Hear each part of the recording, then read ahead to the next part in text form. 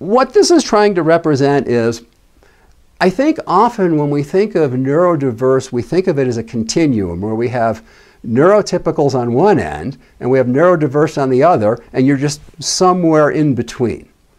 And I think that's very, very misleading because it doesn't really work that way.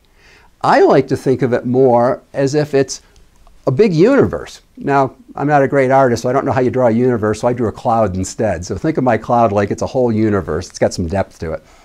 And what all these little marks inside of it are representing is it's representing all the different combinations of ways that human brains can be, which, again, that it drives how we perceive and process.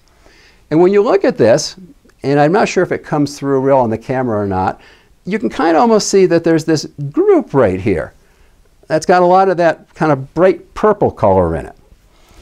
And if we kind of outline that group,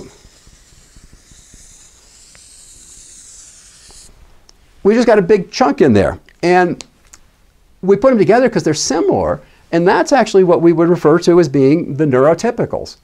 It's not that they're unique or that they're special, it's just that they tend to represent the majority of what humans show up like.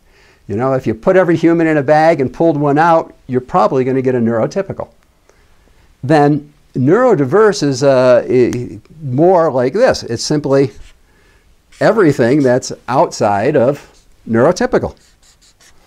And I think you can see this is a really different way to think about it than to think of as it going from neurodiverse to neurotypical, that as you get closer here, you don't have any of those traits there.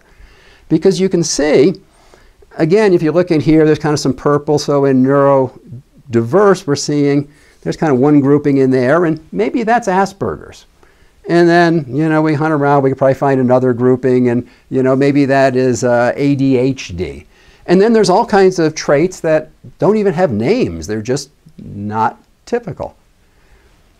So the big thing that I really want you to get out of this is it doesn't work from one end to the other. There's a big intermix between all of the different traits, because you can see there's traits that, you know, the blue traits out here, the blue traits in there.